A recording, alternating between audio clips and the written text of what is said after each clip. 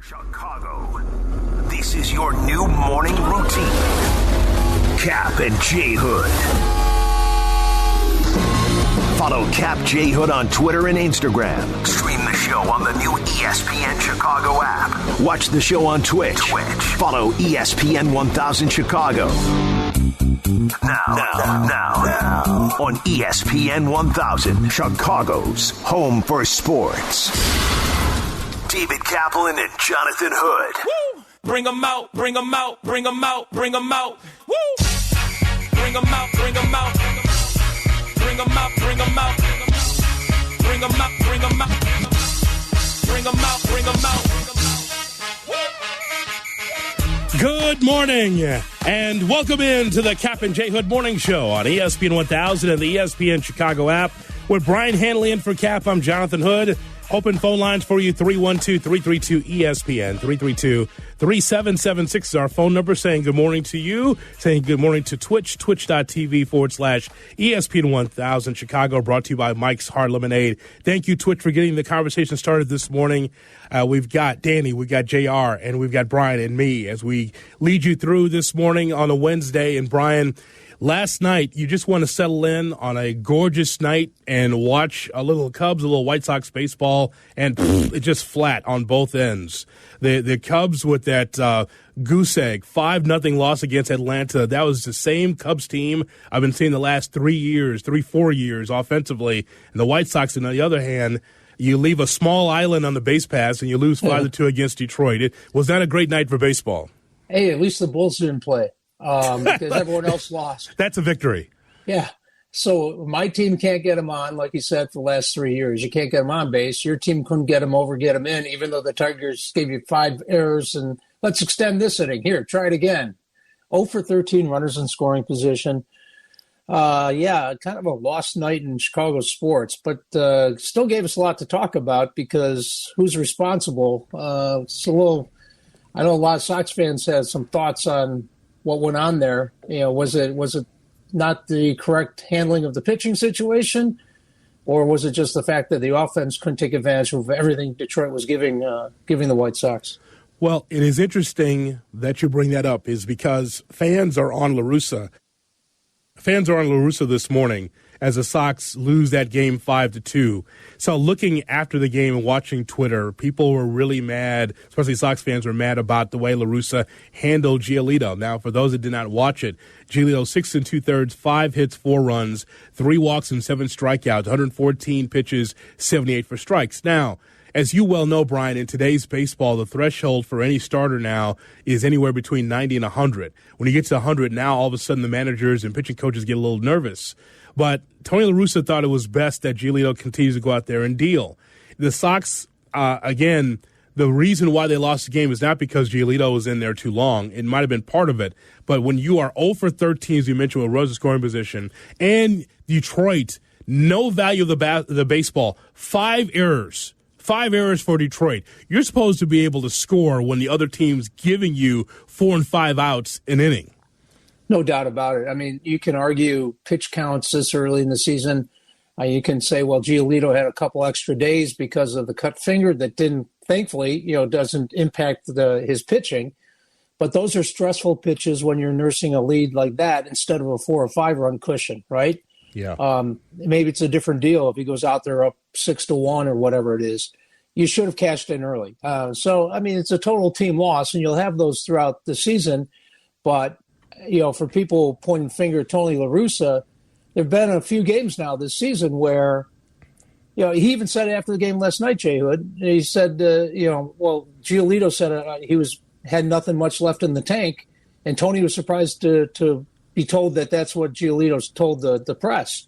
And a lot of times Tony doesn't like it when players say something that they didn't say to him necessarily. So he said, well, then if that's the case, I have to be paying closer attention to my pitcher. I have to know what he has left in the tank. But he left him out there, and he left him out there too long. But again, if the offense does what it should have done, it's probably a different situation anyway. You know how frustrating that was to watch last night, Brian, as a White Sox fan, watching that and saying, hey, you know what, 2 runs is not going to be enough against the Tigers. Whatever you think of the Tigers, they've had a bad start.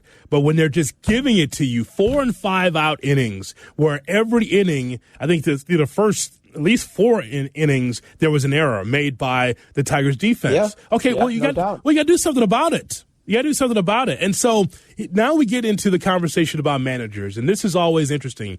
Cap and I had Carl Ravitch on a couple of weeks ago, and Carl, I asked him, hey, what are your thoughts on Tony La Russa 2.0 coming back to the White Sox? And he says, well, managers don't really make that big a difference in the ball game.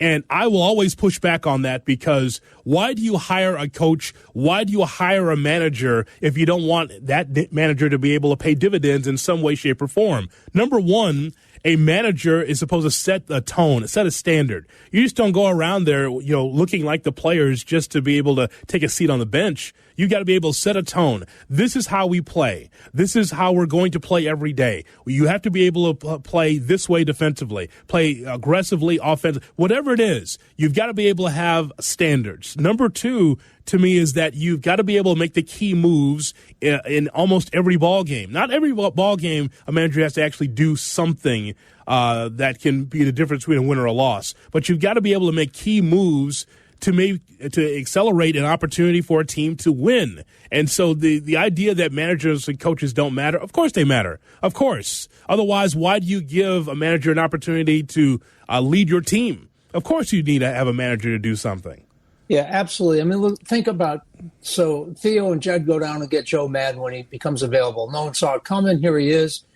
And he is celebrated because of all the T-shirts and the sayings and, he go, we go, and, try not to suck. And that tone you're talking about. I mean, you can either be the hard ass, this is all hard work tone. You show up and you do work and it's not going to be fun. Or you can be Joe Madden and it's American Legion week, sleep in, don't take batting practice. Skinny suit trip is coming up. So, Right. I mean, but that, and then all of a sudden, all that stuff that Joe Madden brought in and people celebrated the petting zoo at spring training and everyone wrote stories about, then 3 years into it, the players don't want a skinny suit trip, right? They don't want onesie trip where they're, so then they all have a shelf life, right? Sure. But it is that tone that you set, that culture that you set for the clubhouse and for how you're going to do things and approach the 162-game grind. But our old buddy Dave Van Dyke, a great baseball scribe for forever, used to say he would agree that there are probably 8 to 10, 12 games at the end of the season that basically go into the manager's column, good or bad, win or loss, right? You can point and say, that decision in that inning or that game or those decisions, that the handling the pitching staff the way he did cost you or gave you 6 or 7 wins or cost you 6 or 7 losses. So maybe it's not a substantial percentage of 162, but it might be just enough that means getting into a wild card or winning a division by a couple games. Yeah, there's no doubt. And so I always, just like you, will push back on the idea that managers don't matter. Oh, they don't matter much. Sure they do. Sure they do. A subtle move in the lineup, Brian, you noticed this, right? Moncada hits third, Abreu hits fourth. That's not how it was when he started the season, but he tweaked the lineup just a little bit to get Abreu in a position where if the Sox go 1-2-3, and the next inning Abreu is the first hitter up, and Abreu comes off MVP season, he can hit. So, so last night's game to me was just it really tells you a story about baseball today, doesn't it? You just don't have enough professional hitting in a lineup every day to do something other than the home run. A perfect example is these shifts that we see, these dramatic shifts. We saw it in the Padres-Dodgers game where there was Dodgers hitters up, and they had like the third baseman playing short right field. And there was nobody on the left side of the infield. And you know what? And we could debate that should Major League Baseball outlaw the shift or make sure that 2 guys are on either side of second base to start the play, and then it's like sending someone in motion. If the shortstop, before as the pitch is being delivered, if he wants to run over to the first base side of second base, then he can do that, but he can't leave before the pitch is out of the pitcher's hand, because it's all about offense. But hey, on my side of town, David Ross last night had to go and lift Trevor Williams because, he was dealing. Sure. But here he comes up in the lineup. And so there's no DH in the National League. So he's got a pinch hit for him to get an offense going. Once again, there is no offense for the Cubs. Pretty much any time. We had the hiccup last week where they could score runs in bunches. Well, last night 2 hits, and it's tough to watch a team that doesn't have offense when it's all about offense and it's all about hitting the ball out of the ballpark. That's right. His hand was forced last night, where Tony La Russa's hand wasn't forced. And as you said, 114 pitches. That's usually more than you're going to go with a pitcher even on a couple extra days rest. But that maybe he doesn't have as much faith in his bullpen to this point in the season either. Well, there's a couple of things here. As I mentioned, I'm disappointed. Again, you're going to lose ball games. I just hate for the Sox to beat themselves in yesterday's game against Detroit. The Cubs, on the other hand, for a team that showed resolve a couple of nights ago against the Braves, and again, they don't get any participation trophies for what they did against the Braves in Game 1. But I did like the idea that you saw Bryant come through offensively. That looked good. I saw the Cubs have some fight. No fight yesterday. Some thoughts from David Ross.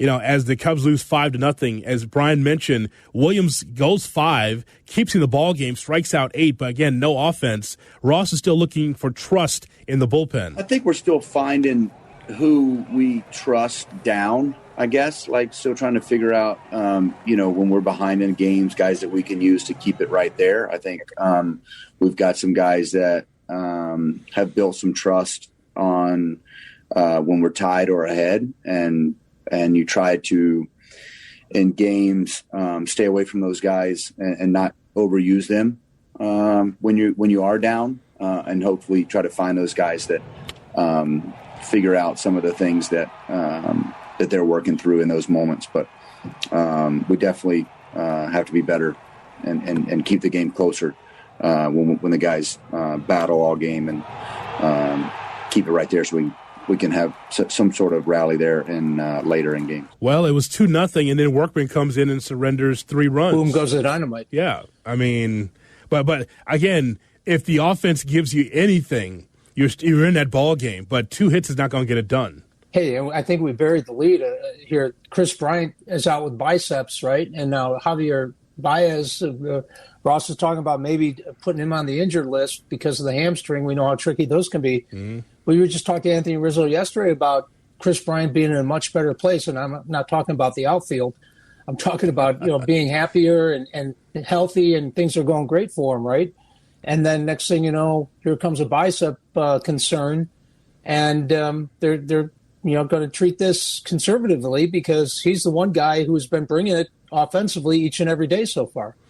We are going to hear from Tony La Russa and also Lucas Giolito about last night's game as the Sox lost against the Detroit Tigers. And also the Cubs had 2 base runners in the final 6 innings of last night's game. Is it getting too hard to watch, Cubs fans? 312-332-ESPN, 332-3776. Want to hear from Sox fans regarding Brian and I talking about Tony La Russa. Did La Russa lose the game for the Sox yesterday, in your view? And also, Cub fans, where's your level of frustration with this Cubs team after 2 bleeping hits against the Atlanta Braves? With Brian Hanley, Jonathan Hood, you're listening to the Cap and J. Hood Morning Show. Check in. Scratch your morning sports itch. This is Cap and J. Hood, our new morning show On ESPN 1000 and the new ESPN Chicago app.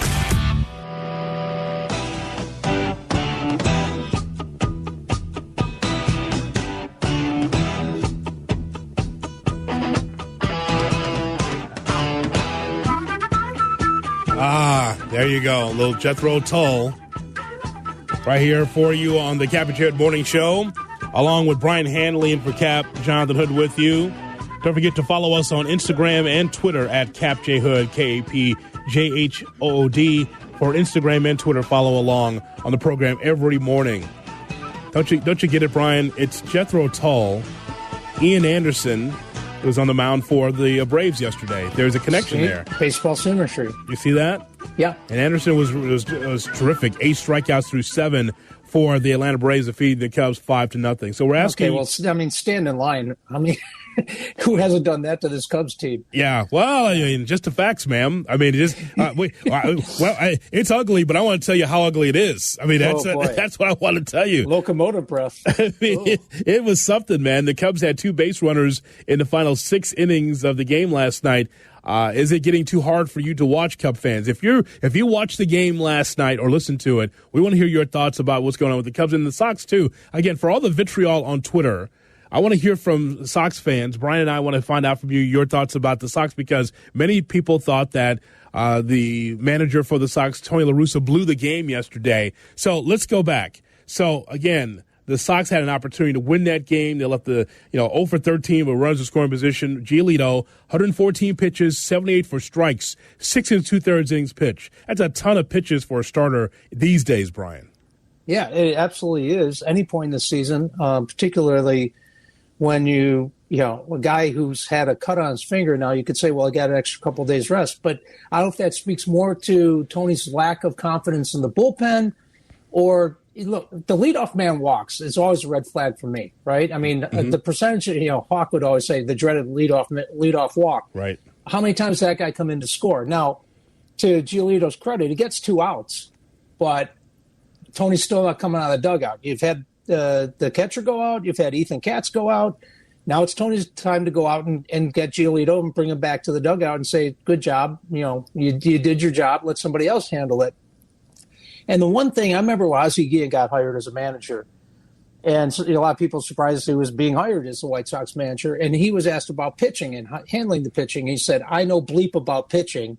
That's Coop's job. Mm-hmm. Well, Tony La Russa, even though he had Dave Duncan sitting on his right-hand side for all those years down in St. Louis, and Dave Duncan was, in charge of the pitching, I believe Tony La Russa knows bleep about pitching. Absolutely does. And maybe it's to your point, he just doesn't like to make the long walk. No. He's just a little tired. He's he got his steps in at the mall in the morning, and he doesn't want to take the walk at night as in his senior years. Well, why do you think he was begging Duncan to come back out of retirement just to sit next to him? He goes, Dunk, you'll make that walk for me. I hadn't seen La Russa get a pitcher in years. But, if Sox fans believe this is at least the 3rd game that Tony's pitching moves or lack thereof have cost you the game, and I argue it was the offense more than anything last night. But if that's going to be an ongoing concern for Sox fans, we talked about the tone and the culture a manager creates for his team. The good news was that people were worried that the young Sox players weren't going to connect with the senior manager and Tony La Russa, right? Right. And Jose Abreu put that to rest when he got back from injury or the COVID list and said, this is terrific. I almost took a shot at Ricky, saying that, you want to talk about a professional atmosphere and treating veterans the right way. I mean, Jose was celebrating the culture that Tony has created. So that question seemed to be put to rest right away. But if Tony doesn't seem to have a handle on the pitching at this point, he better get one quick. So some thoughts here from Tony La Russa, saying that he was confident in Giolito. That's the reason why he's out there for 114 pitches and 78 for strikes. I was confident he'd get the 3rd out. I was confident he'd get the 3rd out when Ramos came to bat. And after that, I was confident he'd get the last out and the score would be 2-2. It was his inning and didn't turn out. I'm still confident. Giolito responds. Being in better rhythm, what did you feel like went wrong for you in the 7th inning? I didn't have much left in the tank. Saying that you hadn't had much left in the tank, did you feel like you could have gotten out of that inning, or how did you feel about kind of being out there and trying to get through that? If it's my job to go out there and get outs, I got to get them. It's on me. I got to make better pitches. First 2 guys of the 7th, I threw a lot of pitches to them. I don't remember walk, fly out maybe. But, the 7th was my inning. I have to get the job done. I didn't. It doesn't matter how I'm feeling. So thoughts there from Lucas Giolito. As a matter of fact, Brian, in the broadcast with Benetti and Stone last night, they didn't question La Russa, but they pretty much said, this will be a talking point today They said tomorrow, but they're meeting today about La Russa and Giolito. So even they brought it up, say, boy, that's a lot of pitches for Giolito. But Lucas put it on his shoulders, and he should, because it's up to him. And it's up to the offense to be better than 0 for 13 with runs in scoring position. I'll tell you that right now. Well, this begs the question, because Tony seemed surprised when he was told that Giolito said, I didn't have much left in the tank. He said, oh, he said that? Well, then I have to pay closer attention. And I'm sure that, so if you're a Sox fan, would you rather have a pitcher who is honest with the when Katz goes out there and says, hey, how you feeling? Oh, I feel great. Let's go. Yeah. Because it's my inning. You like the competitor, right? You want the guy who wants to stay out there and keep the ball. Or do you want the guy who says, I don't have much left in the tank and, I'm on borrowed time here, so they can make the move and maybe have a different outcomes. It's a tough one, because you don't want a guy who just kind of gives in easily and says, okay, I'm 114. I've thrown a lot of pitches this inning. You got a guy up. Let's go. But if he's not, did they even ask him the question? Because he volunteered to in the Zoom call, I didn't have much left in the tank. So would you rather have a guy on fumes, or would you rather have a guy who's honest with the pitching coach and by virtue of that, the manager, and say, hey, I'm done. You got to get somebody else out here. Well, as you well know, athletes lie, right? Because of the competitor. Right. They don't want to say, now he says this, afterwards, as you just heard there in the press conference, it says it's my inning. And then you say, well, Giolito says, well, I didn't have any gas left. Well, okay, well, athletes in the moment, it's like, no, I can go get him. I got him. But, that's the dilemma. Do you want the competitor to a fault, or would you rather have the guy say, hey, I don't know how much I've left here, and you have some fresh arms, you might want to make a move. They're probably not going to get that conversation, but I remember Lou Piniella told us one time that he learned early in his managerial career that he had too many guys talk him out. He went out with the full intention of bringing the pitcher with him back to the dugout, right? Yeah. And I don't know, was it the first, second, third time that burned him? There was no conversation. Lou said from then on, whenever he went out to the mound, he was just taking the ball. He was taking the pitcher because he didn't. A guy wants to tell you what you want to hear. That I want to stick around, and I got this, Skip. Head back to the dugout. I got it, and it ends up a game in the loss column. Yes, usually the way it happens that way, right? So Piniella said, no more. I go out when I'm walking out there. He's coming back with me. Yeah, and I think that's only fair. And I know from some some Sox fans believe that the game got away from La Russa to allow Giolito to be out there for 114 pitches. What do you say? 312-332-ESPN is our phone number. Let's go to the phone lines and talk to you here on the Cap and J Hood Morning Show. Here's James and Gurnee with us here, as Hood and Hanley are here with you on this Wednesday morning. Good morning, James. Good morning, fellas. Good job, Hand.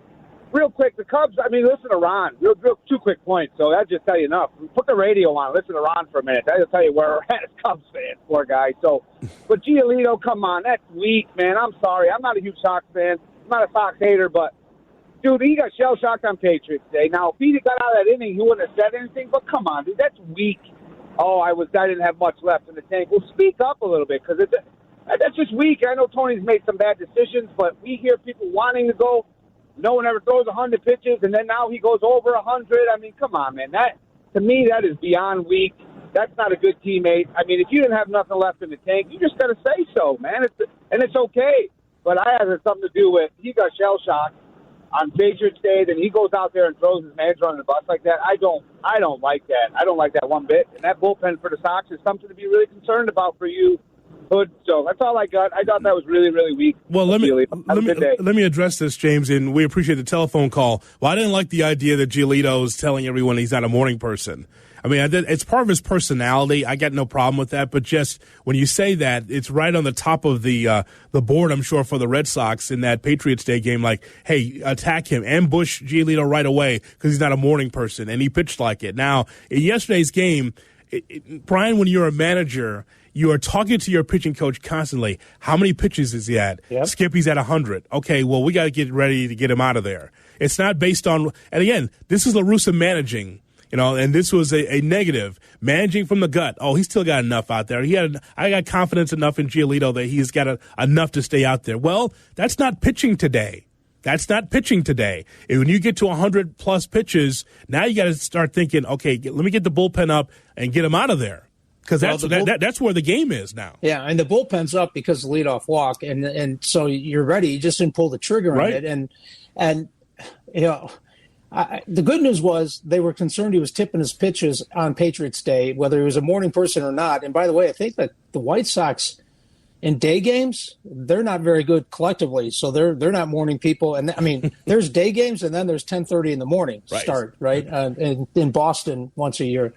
But fact of the matter is, your offense didn't come through nearly enough early on. I mean, 0 for 13 runners in scoring position, so that sets up that inning where you're nursing a one-run lead, and every pitch is stressful because you got guys on, and you can't get that third out. And the manager didn't come out to get the pitcher, to get another pitcher, and to get that third out.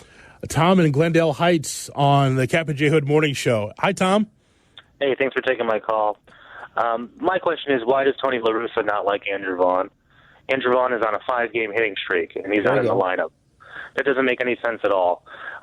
Look, Grandal looks tired. He might be hurt. Zach Collins, and I'm not the biggest Zach Collins fan, had 3 hits the previous game. That's right.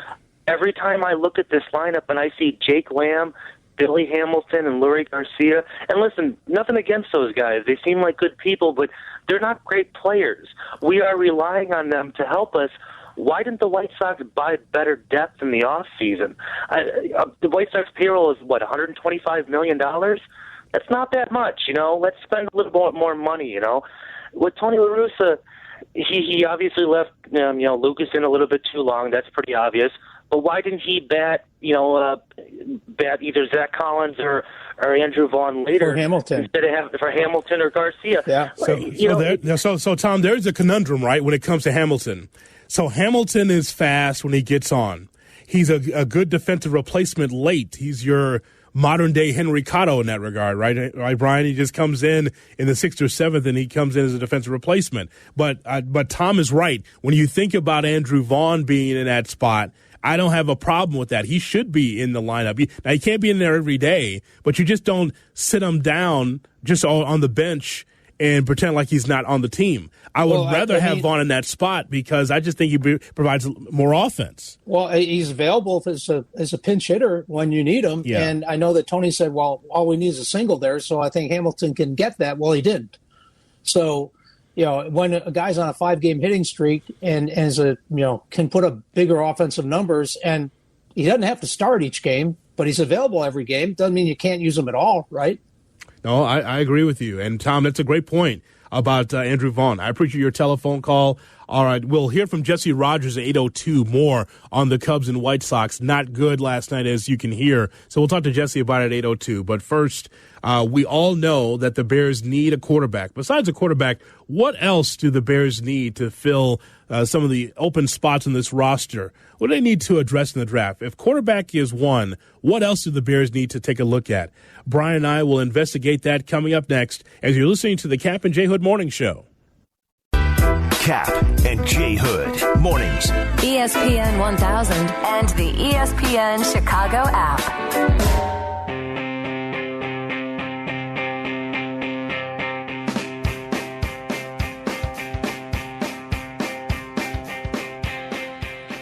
With Brian Hanley, Jonathan Hood on the Cap and J Hood Morning Show. Cap is on vacation. Glad to have you with us. Hope that you're going to have a great Wednesday as the NFL draft is right around the corner. By the way, we'll hear from Jesse Rogers on the Cubs and Sox coming up at 8:02. But as we take a look at the draft, Brian, it's clear the Bears need a quarterback like a hobo needs a sandwich. There's no question that there's a need for a quarterback, but there's other needs on this football team. See, this is why you have experts that come on the show, like Louis Riddick, who says that this team, the Bears, that they're in football hell because, yes, you need a quarterback. Yes, you want a quarterback for the future. Yes.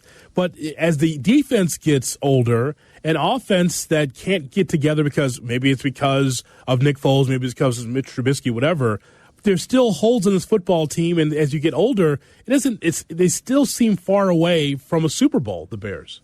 Well, look, last year the Bears fought each and every week to break 20 points, right, to score 20 points. Right. And the league average, I think, was 26, 27, somewhere in there, because every rule made and changed is all about more scoring. So would they have 9 points in the playoff game? Against the Saints, yep. Yeah. Until you get the quarterback that can actually operate an offense that can put points on the board, yes, they have needs. They have needs for wide receiver. They have needs for the offensive line to protect said quarterback. They now have secondary needs because Kyle Fuller's no longer here. But this league is all about scoring and all about offense, and it's all about quarterback play. So, I know people are holding their breath and saying George and Ted can't possibly let Ryan Pace mortgage more of the future and a big chunk of the future to go get the franchise quarterback that he determines to be worthy of all those picks you're going to have to give up. But until you get that quarterback, you might eke in as the last playoff team back in because you couldn't win the game yourself. You had to wait and have other people help you out. What does that do for a fan base? Excite you? No, it does not. But here's what you have to do, though, if you're Ryan Pace. First of all, he spoke to the media yesterday about a number of things. With two veteran quarterbacks, you're drafting one? I do. I think if we did draft a quarterback, I do think it's a good room for sure. I mean, those guys both have a lot of experience, a lot of different experiences too, which I think is good. And I think the coaching staff that we have there at that position is strong as well. We talked about it earlier with Matt and with Laser and with Flip. It's a strong coaching staff around that position, and we have a lot of veteran leadership in that room too. So, yeah, to answer your question, I do think it'd be a good room for a young player to enter.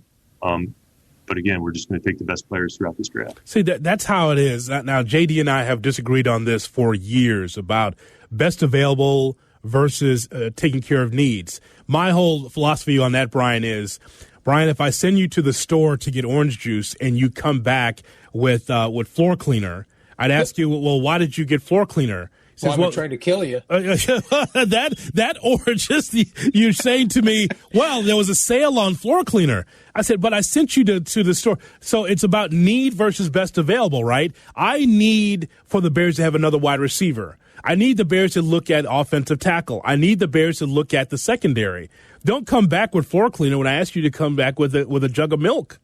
What if I want the best available at my biggest need? So I want the best available quarterback at my biggest need, which is quarterback.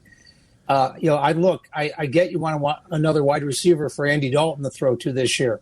Right. And hopefully the wide receiver you're going to select at number 20, if you stay there, is going to be, he better be damn well good enough to be a guy you're talking about 4 or 5 years from now, right? No matter who the quarterback is.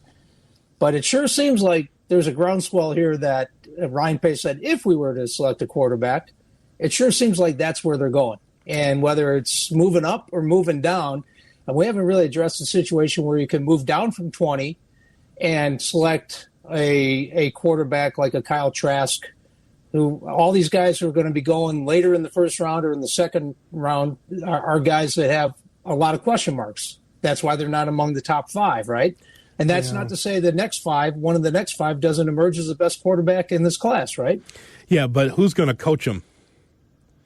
Well, that's it. I mean, like, okay, I could tell you this morning. Okay, so Brian, I think they're going to go in Kellen Mond, and he'll be there probably in the second round. But they'll go in Kellen Mond. But my whole thing is at 20, unless you are able to go down and try to get more picks or try to finagle it any way you want. To me, I think Ryan Pace won't be able to get the quarterbacks that he wants at the top, so he's going to have to take care of the offensive line. That's what I think. I think it's the offensive line or the secondary is where he's going to go at 20. If he stays at 20, I would think, yeah, you'd make an argument he's definitely I think he's going tackle, not wide receiver. I think he's going tackle. But I don't think he's staying at 20. I think he's moving up or he's moving down. And if I'm sitting here today, 24, a little over 24 hours before the draft, I think he's going to move up. And he's going to try to get one of those top 5 guys, because then he can say, well, everyone agreed that these were the 5 guys, right? So I had to get one of them. And now we can debate Justin Fields or Trey Lance, Mac Jones, whomever is going to be sitting there after. We know Lawrence is going to Jacksonville, right? Right. And Zach Wilson likely going to the Jets. So among the next 3, we can debate who you go for. It was interesting yesterday, Jay, that when he was asked about what goes into evaluating players and how much you want to spend draft capital or whatever, he said clean bill of health, right? Clean medical. Mm-hmm. Does the Justin Fields epilepsy report, does that constitute a clean medical record? Or is that, whether it's under control and he's going to grow out of it and, doctors will tell you it hasn't impacted him yet and likely won't moving forward, is that going to be good enough for any organization, including the Bears, to sign off on? Well, definitely it will be good enough for the Patriots. Because is that not a Bill Belichick's like, how's your epilepsy? It's under control. Okay, we're going to take you. Because you'll be our future. And by the way, sidebar, may I approach, Your Honor? You may. Judge Hanley, I'd like to present to you Exhibit A. What the hell is Nick Foles still doing on this roster?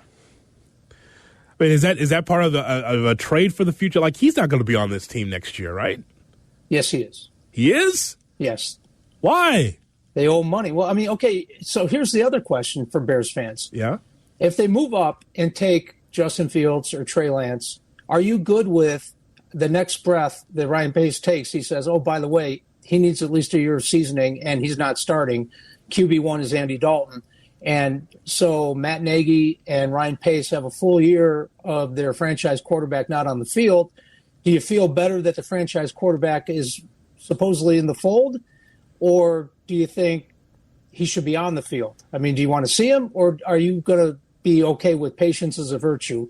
And we got the guy, but you're not going to see him until 2022. Well, if you put him on the field this upcoming season, you're definitely not going to get to the playoffs offensively.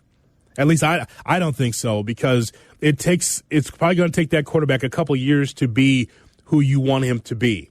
Unless it's something I'm missing. Remember, that quarterback that they could draft will not be Trevor Lawrence. I think he's the most sure thing in the draft as far as the quarterbacks. The other ones, to me, are roll the dice. I don't see, Brian, these other quarterbacks immediately coming in and paying dividends. I think it takes a couple of years. Well, I don't know anyone has patience enough for a couple of years, but I believe me, if they go ahead and move up and they select one of these guys, and they will if they're going to move up, then they're going to tell you he needs at least a year. And I don't know if Bears fans are willing to buy what Ryan Pace is selling, that we got the guy, but he's just not polished enough. He's going to have to be working with our coaching staff for a year, and then you'll see him in 2022. What else do the Bears need as far as the draft? If they don't get the quarterback that they want, what's the other pressing need that the Bears need to take a look at? Hit us up on Twitter or on Instagram at CapJHood, or call us 312-332-ESPN, 332-3776. Twitch, tell us as well. It's like, say the Bears don't get a quarterback. Okay, so what's the next pressing need for the Bears after quarterback? 312-332-ESPN is our phone number. David Kaplan, he is leading the youth of our country. That's next on the Cap and J Hood Morning Show. You don't have to wait till you're in your car to hear what Cap and J Hood are talking about. Just tell your smart speaker to play ESPN 1000. Jesse Rogers is going to be with us at 8:02. We'll break down the Cubs and the White Sox from last night. It was not great. Not at all. Dan Orlovsky at 9 o'clock does a great job on NFL coverage in the draft. We'll talk to Orlovsky coming up at 9. But first, David Kaplan, part of this show, he's on vacation, or we thought he was on vacation. He just can't stay still, Brian. I mean, when you're on vacation, you're supposed to unplug, right? I'm not Cap, but yes, I'm with the majority of people who unplug on vacation. Yes, when you are on vacation, Brian, you are supposed to unplug. Well, Cap, for whatever reason, is leading the youth of our country. He found his way is to get to a commencement speech. Thank you, graduates, for having me. For me, the most important thing in your life is to live your life with integrity and not to give in to peer pressure, to try to be something that you're not. Be original. That's what I always say. Take that. It's morning again in America. And as I always say, carpe diem. Seize the day. Make your lives extraordinary. Because nobody puts baby in the corner. Take that. You're my boy, Blue. Wake up and find a way to win a baseball game. That's what I always say. Because this is no democracy. It's a dictatorship. And I am the law. I remember a greenskeeper. He was going to be a Cinderella story out of nowhere. He was about to be the Masters champion. It looked like a Myrek. It's in the hole. It's in the hole. It's in the hole.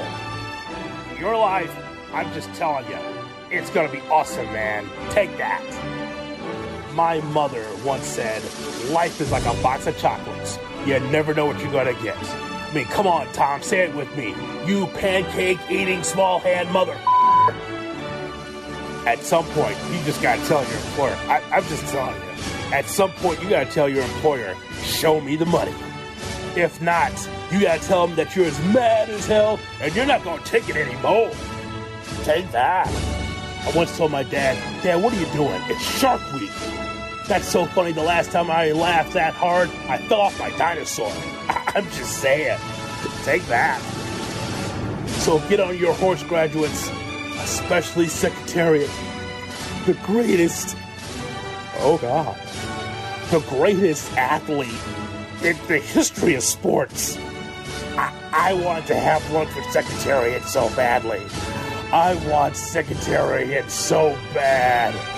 Oh, I freaking love you, Secretariat. In closing, I just want you to know, to quote the great Colonel Sanders, I'm too drunk to taste this chicken. Graduates, just remember, you're free at last. You're free at last. Thank God Almighty. I'm just saying you're free at last. Take that, graduates. Take that.